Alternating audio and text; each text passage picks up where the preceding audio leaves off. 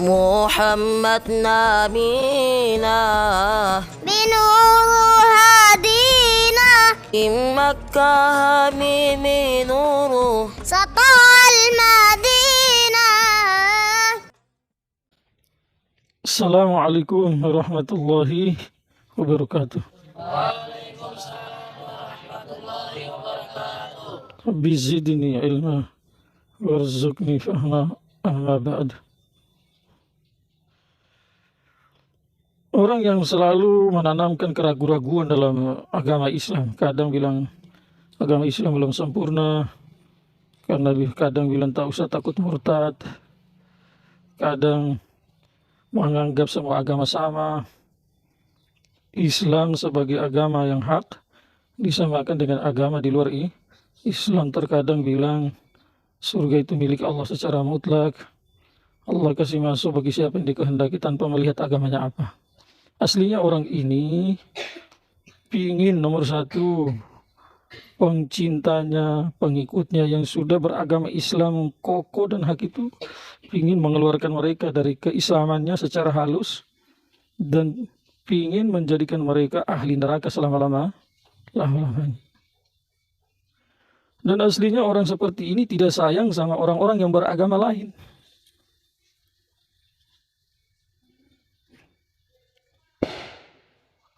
Saya kasih contoh misalnya nih, ada satu orang yang tidak sholat dengan satu orang yang sholat. Satu orang yang tidak sholat dengan satu orang yang sholat. Jadi kedua-duanya ini disamakan.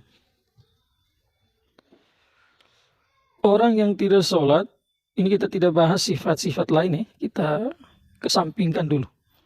Artinya kita tidak lihat ini yang sholat bagus, yang tidak sholat sifatnya, akhlaknya tidak bagus atau sebaliknya.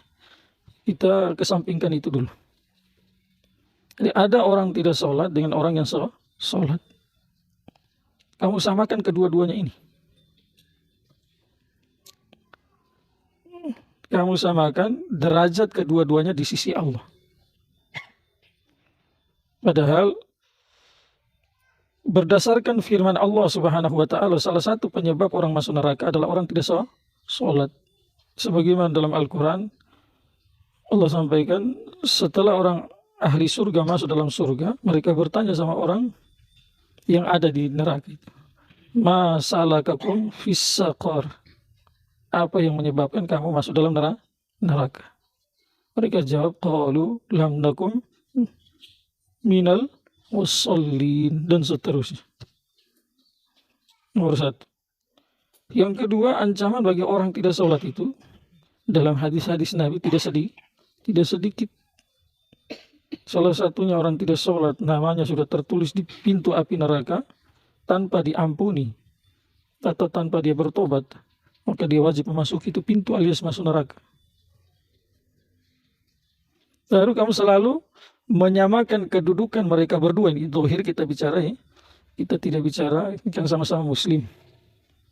Selalu kamu sama-samakan kedua-duanya punya kedudukan yang sama di sisi Allah. Derajatnya sama di sisi Allah. Ini kamu sadar tidak sadar, kamu tidak sayang sama orang yang tidak sholat. Kenapa? Kamu membantu dia agar supaya selalu tidak sholat. Karena dia percaya diri. Dia semakin bangga dengan tidak sholatnya di dia. Contoh yang kedua lagi, ada dua orang anak mempunyai ibu bapak yang sama. Satu taat sama bapak mamanya, semua yang disuruh dia kerjakan, semua yang dia dilarang dia tinggalkan. Semata-mata untuk menyenangkan kedua orang tua. Yang satu lagi hidupnya berbalik arah. Yang disuruh dia tinggalkan, yang dilarang dia kerjakan. Dalam keadaan seperti ini dua orang anak ini, kamu menyamakan kedudukan kedua-duanya. Tidak kamu bedakan mana yang taat tadi sama mana yang tidak taat. Orang yang punya akal yang sehat, yang masih bagus, tentu pernyataan orang ini dianggap salah. Kenapa? Membantu anak yang tidak taat tadi itu semakin menjadi anak durhaka. Jadi alias dia kompori dia selalu supaya dia menjadi anak yang pembangkang sama kedua orang tuanya. Itu gambaran singkat. Kalau mau dibuat contoh tak habis-habis. Maka perumpamaan dalam Islam saja, dalam Islam. Sesama muslim, sama-sama memiliki agama yang hak dan betul. Itu saja tentu zahiran orang yang taat, yang menjalankan berusaha, tentu dalam perjuangan ada kekurangan. Selalu berusaha menjalankan apa yang diperintahkan oleh Allah, berusaha untuk meninggalkan apa yang dilarang oleh Allah. Semata-mata untuk mencari ridho Allah. Yang satu lagi, yang disuruh dia langgar, yang dia dilarang dia kerja. Tentu dua ini punya makom yang berbeda. Atau bahasa lebih gampang, yang satu kebanyakan dia jalankan perintah Allah, kebanyakan dia tinggalkan larangan Allah.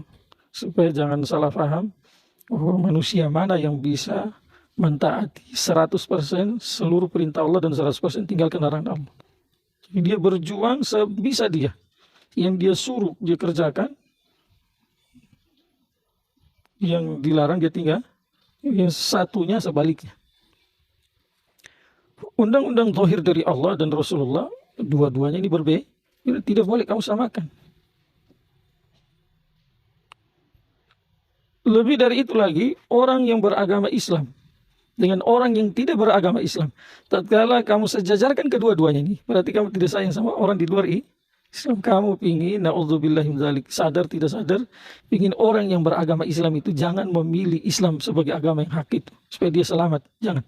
Biar saja kamu di agama batilmu, supaya kamu selama-lamanya di neraka. Jadi ini jebakan iblis yang tidak disadari oleh orang tersebut dan pencintanya. Nabi kita saja bersabda sallallahu alaihi wasallam dalam kitab Mishkat itu, adanal mu'min khairum minad dunya wa ma fiha. Serendah-rendahnya orang yang beriman itu. Rendahnya bagaimana? Di dalam hatinya syarat-syarat yang menyebabkan dia jadi orang beriman itu ada. Tetapi secara pelaksana dia tidak buat. Sholat tidak, puasa tidak, mampu ke Baitullah atau Makkah sana untuk tunaikan ibadah haji atau umrah dia tidak berangkat. Uangnya sudah mencapai nisab untuk membayar zakat, sudah tiba juga tempo untuk mengeluarkan zakat dia tidak kasih. Zakat fitr dia tidak buat, Quran dia tidak baca, zikir dia tidak baca, sama tetangga dia jahat. Tetapi semua dosa-dosa yang dia buat itu bukan karena dihalalkan, karena lemah imannya, atau mungkin dia jahil mengenai itu dosa-dosa itu. Khulasa dia tidak halalkan. Yang Allah haramkan dia yakin itu haram, yang Allah halalkan dia yakin itu halal. Tapi hidupnya berbalik arah. Rasulullah SAW bersabda, ini orang lebih bagus daripada dunia dan seisi. Ini bukan saya yang bilang, Rasulullah yang bilang. Ada sekelompok umat Islam yang hati dan pikirannya itu sudah digerogoti sama iblis laknatullah alaih. Mereka meragu-ragukan mengenai keberadaan kesohihan sebuah hadis.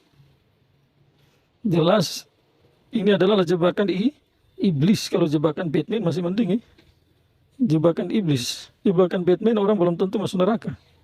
Kalau jebakan iblis, kalau di maksiat biasa saja, bukan kafir, kufur dan syirik, masih ada kemungkinan lolos secara langsung. Seminim-minimnya dia akan disiksa kemudian dimasukkan ke dalam surga. Tetapi kalau jebakannya masuk dalam kekufuran dan kesyirikan, tidak ada lagi harapan kalau meninggal dalam keadaan seperti itu. Maka ini adalah jebakan iblis yang tidak disadari. Bahwa Nabi Muhammad kan hidupnya tahun 1400 tahun yang lalu. Hadisnya baru disebarkan sekarang. Yang dengar berkurang. Jadi kebenaran sebuah hadis itu jadi diragukan. Na'udzubillahi min dzalik. Ini orang tidak mengerti Al-Quran dan hadis, ya,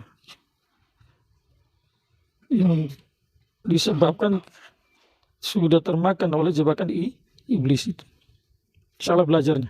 Belajar bukan dari orang yang cinta Islam, tetapi belajarnya sama musuh Islam yang menampakkan keislaman. Jangan kamu samakan saat dosen memberi penjelasan kepada murid-muridnya. Kemudian apa yang disampaikan oleh dosen, itu nanti setelah satu orang dosen menjelaskan pelajaran untuk 10 murid.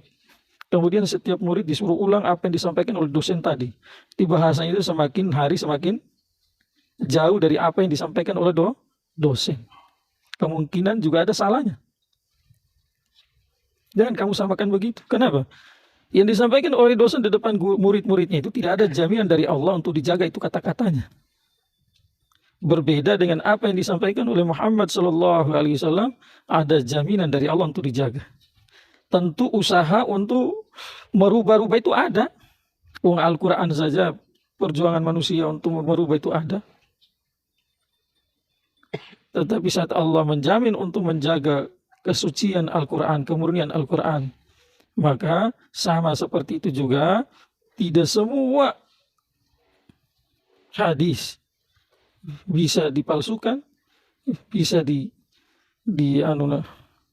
kebohongan-kebohongan. Alias bahasa gampangnya, sebagaimana Al-Quran dijamin sama Allah untuk dijaga, hadis juga seperti itu. Makanya Allah Subhanahu wa Ta'ala menciptakan dari kalangan para ulama yang kekuatan ingatannya itu tidak diragukan. Dari kalangan sahabat Abu Hurairah radhiyallahu anhu. Orang-orang Syiah itu, saya ada di satu tempat, di satu provinsi. Saya tidak sebut nama tempat dan provinsinya. Jadi di tempat itu, orang yang sudah termakan doktrin Syiah itu, mereka memfitnah Abu Hurairah radhiyallahu anhu. Apa kata orang Syiah? Abu Hurairah itu sudah murtad. Naudzubillah. Tujuannya apa? Supaya hadis dari Nabi lewat Abu Hurairah radhiyallahu anhu sallallahu alaihi wasallam ini jangan dipercaya sama umat. Padahal kekuatan ingatan Abu Hurairah radhiyallahu anhu itu berkat doanya Nabi. Nabi taruh telapak tangannya di dadanya seraya berdoa agar supaya apa yang dia dengar dia tidak lupa. Makanya salah satu sahabat yang lambat masuk Islam tetapi paling banyak meriwayatkan hadis, 5.000 lebih.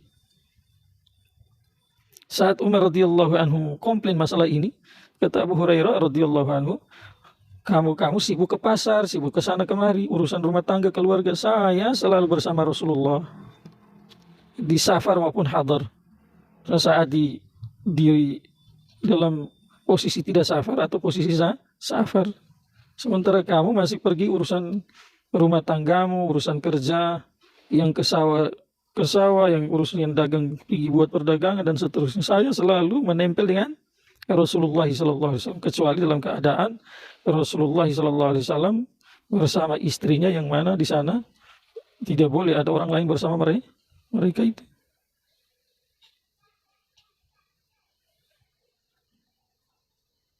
Setelah itu juga ulama setelah para sahabat juga dikasih kekuatan ingatan untuk menjaga hadis-hadis Nabi Shallallahu Alaihi Wasallam. Ada yang dibukukan seperti Imam Bukhari, Imam Muslim. Kekuatan ingatan Imam Bukhari terkenal kisahnya, saking masyhurnya tidak bisa ada yang ingkari itu kecuali orang yang hasad, iri, dengki, ingin melencengkan ini sejarah.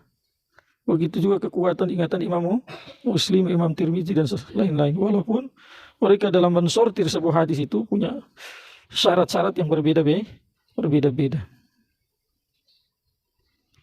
Jaminan ini datang langsung dari Allah. Inna nahnu nazzalna dzikra wa inna lahu lahafizun.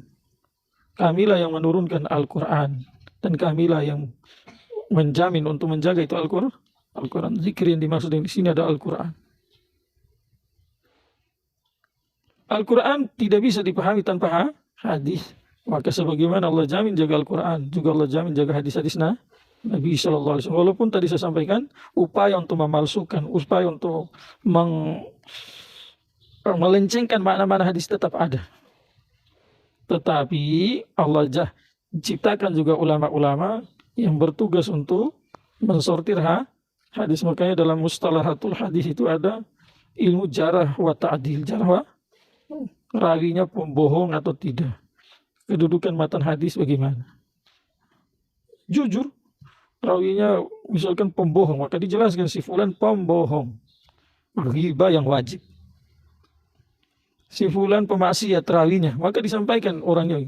Si fulan ingatannya lemah, maka disampaikan. Ini aib-aib yang aslinya kembali ke hukum asli, haram hukumnya diceritakan. Tetapi ini ada kemaslahatan yang sangat besar dalam agama untuk umat. Maka bukan statusnya sunnah lagi gibahin, tapi wajib. Dan seterusnya. Maka kalau ada yang meragukan hadis, jelas-jelas itu sudah termakan doktrin orang-orang yang benci Islam, bukan orang-orang yang cinta sama Islam. Mau bilang apa saja tidak bisa dipercaya.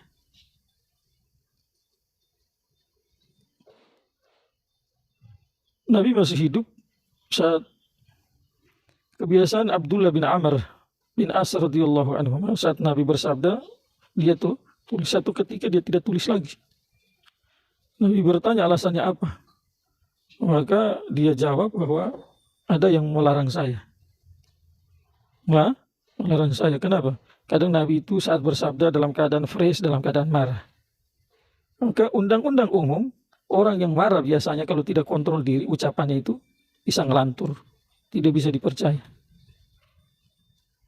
Paham tidak? Mendengar itu, subhanallah, Nabi bersabda bahwa tulis tidak akan keluar dari mulut ini kecuali kebenaran. Wa ma yantiqu anil hawa in huwa illa wahyu. Dan kalau seandainya Nabi salah, langsung diralat sama Allah, dibetulkan, ditegur. Contohnya mana itu? Dosa tidak bakalan sepakat ahlus sunnah wal jamaah. Jangankan besar kecil tidak ada. Tetapi salah bisa dari seorang Nabi dan Rasul. Contohnya misalkan di surat At-Taubah, satu orang-orang munafik dalam perjalanan menuju Tabuk minta izin untuk kembali pulang ke Madinah dengan alasan begini dan begitu. Nabi kasih izin tanpa mendalami lebih dulu apakah uzur yang mereka sampaikan itu betul atau tidak. Nabi kasih izin, turun teguran dari Allah. Tetapi saking sayangnya Allah dengan Rasulullah SAW dalam menegur kekasihnya itu, Rasulullah SAW tidak langsung ditegur salahnya, tetapi dikasih tahu dulu, saya sudah maafkan kamu. Tetapi kenapa kamu kasih izin? Afallahu anka, Allah sudah maafkan kamu. Lima azinta, kenapa kamu kasih izin? Hatta yatabayyana lakal ladzina sadaqu wa ta'lamal kadzib. Kenapa kamu kasih izin?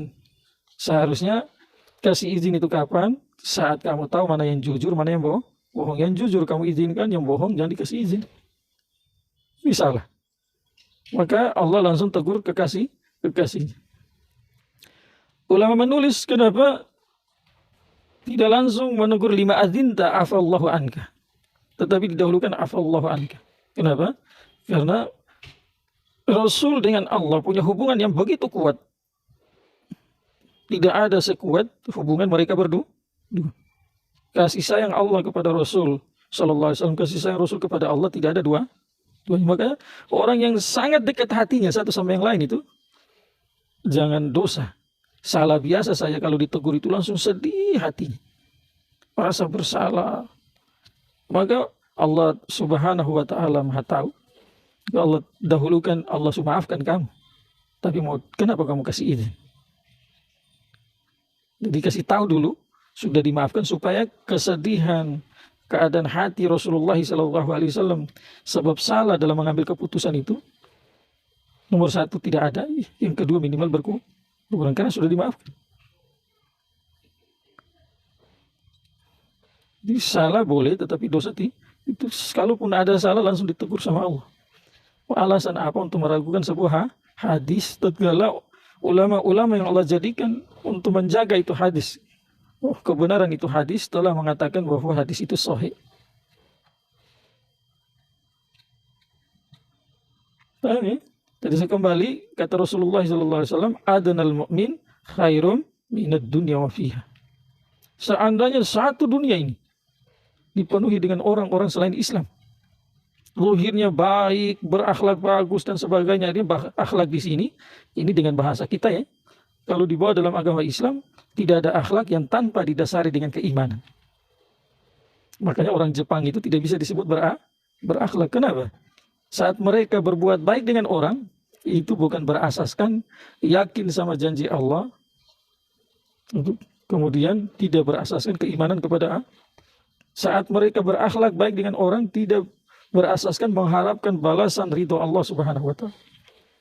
Mereka tidak disebut dengan akhlak. Tapi contoh saja, seandainya satu dunia semua orang selain Islam baik, sementara satu orang mukmin tidak ada dari zahir badannya itu muncul kebaikan, tetapi dalam hatinya ada keimanan. Kalimat syahadat yang dia sudah ucapkan, dia yakini betul-betul semua yang wajib diimani, dia imani, yang wajib diingkari, dia ingkari. Tetapi secara amalia, dengan keberadaan keadaan hatinya, dia yakini yang dia terjang, yang melanggar, dia bilang dia yakin itu haram. Yang dia perintahkan itu dia tinggalkan, dianggap itu satu dosa. Maka orang ini lebih bagus dari semua orang di luar ini. Tidak bisa dipungkiri. Kenapa? Satu kebaikan ini akan menjadi jembatan dia selamat nanti. Pasti. Bisa secara langsung dengan rahmat Allah. Bisa dengan keadilan Allah, dibakar dulu di neraka, baru dikasih masuk dalam surga. Sementara orang di luar Islam tidak ada jaminan nanti. Satu zarah juga tidak. Jelas ya? Yang berikutnya, lihat. Orang tidak bisa membedakan benci dengan caci maki. Dalam Al-Quran itu, wala tasubbul ladzina yad'una min dunillahi fa yasubbullaha adwan bighairi ilm. Ini apa maksud? Saat kamu berdebat dengan orang di luar Islam, atau saat kamu dibuat marah sama orang di luar Islam, maka kamu tidak boleh caci mereka, atau kamu caci maki pendahulu mereka, atau kamu caci maki Tuhan yang tidak diakui di dalam Islam. Kenapa? Sebab kamu caci maki mereka seperti itu, mereka karena kejahilan akan mencaci maki Allah. Perbuatan ini menjadi sebab bagi mereka semakin kokoh dalam kekufuran. Dilarang, tak boleh. Caci maki tidak boleh, menghina tidak boleh.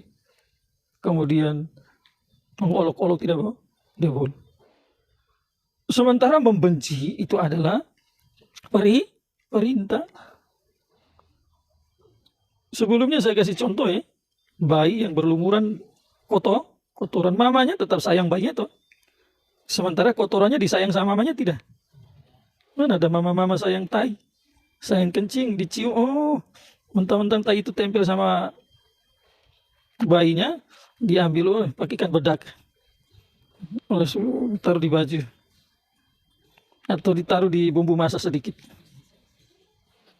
Ada kayak begitu? Ya ada, tapi bayinya disayang, diambil, dimandikan, dihilangkan kotoran. 1000 kali berlumuran dengan kotoran, 1000 kali dibersihkan. Kalau bedak masih punya uang untuk beli bedak, selalu dia akan membuat seperti itu. Kalau tidak minimal dengan air saja. Sama seperti itu, orang yang berada dalam posisi maksiat, kemaksiatannya dibenci wajib. Orangnya tidak boleh dibenci. Maka dalam berdakwah, orangnya dirangkul, orangnya didekati, ada hadiah supaya dia senang, dikasih.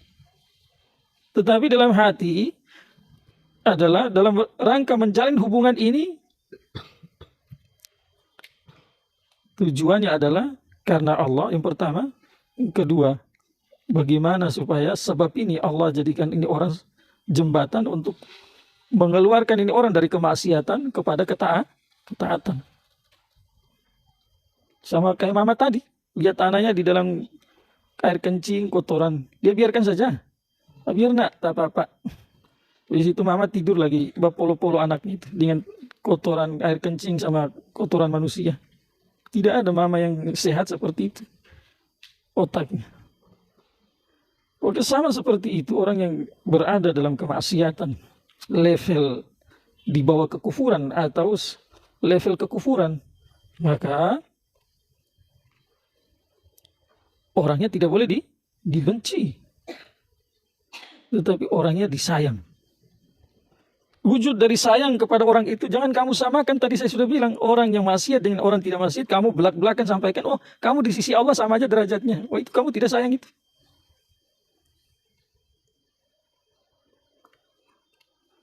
Bukan begitu. Tetapi kebencian mengenai kemaksiatan ada di sini karena Allah yang suruh. Orangnya tidak boleh dibenci karena Allah suruh, maka dirangkul. Kalau sesama muslim jelas bisa diajak. Datang ke rumahnya, ngobrol, bicara mengenai kebaikan-kebaikan Allah, ambil hatinya, kemudian sampaikan pentingnya taat dan mudorotnya maksiat. Bisa secara khusus mengenai amal yang mau kamu bawa dia ke situ dan dosa yang sedang dia terjerumus di dalamnya, atau secara umum manfaat taat sama Allah dan mudorotnya maksiat kepada Allah. Bagi orang kafir juga aslinya begitu. Kalau undang-undang tidak melarang. Kalau undang-undang melarang mengajak orang di luar Islam secara terang-terangan masuk ke dalam Islam, maka supaya tidak berbenturan dengan undang-undang, apa kita buat? Ya, kita nampakkan akhlak seorang muslim itu bagaimana. Dalam menampakkan akhlak kepada mereka, tetap dalam hati saya ada kebencian mengenai ajarannya. Wajib. Caci maki tidak boh. Tetanggamu orang kafir, Yahudi atau Nasrani, tiap pagi kau datang kau kata-katai dia anjing, babi, tidak boleh. Atau kau datang pagi-pagi setelah sholat subuh, palsu Tuhanmu itu, tidak boleh.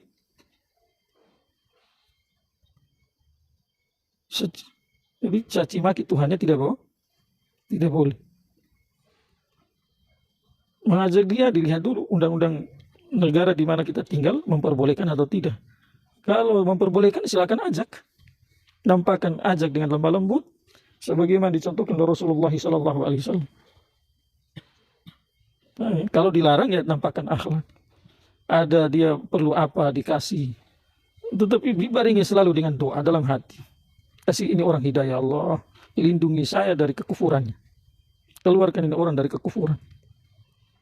Tidak boleh berkawan dengan orang kafir, kamu senang dengan kekufurannya, atau kamu cintai orang, tidak boleh.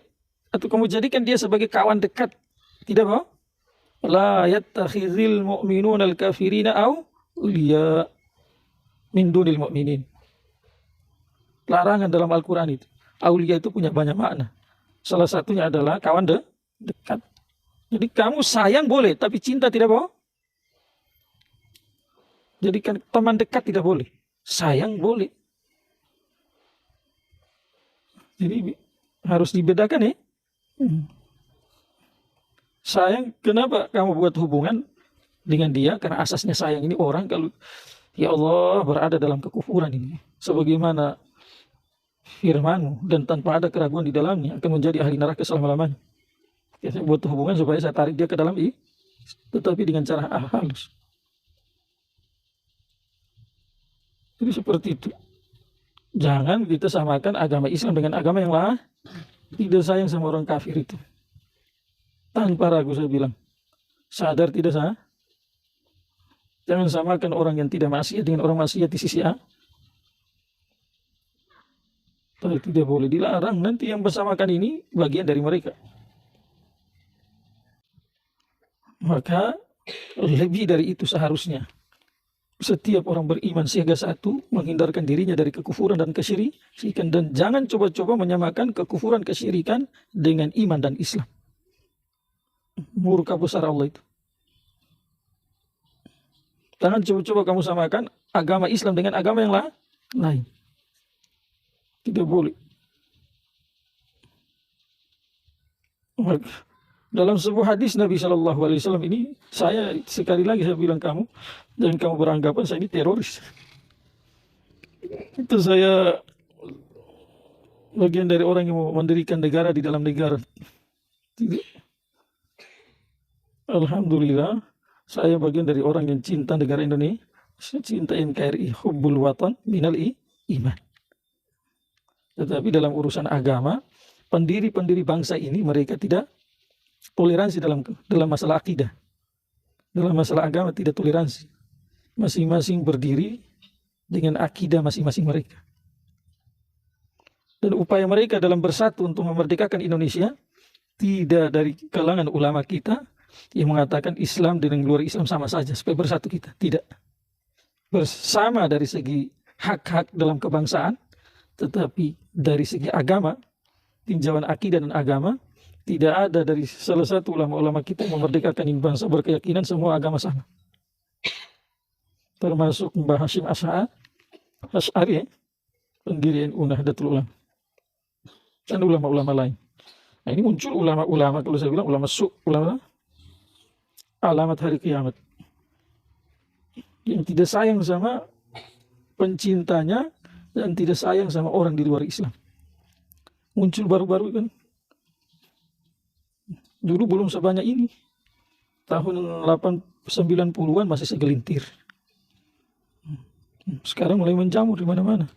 Dibangga-banggakan, dipuja dan puji.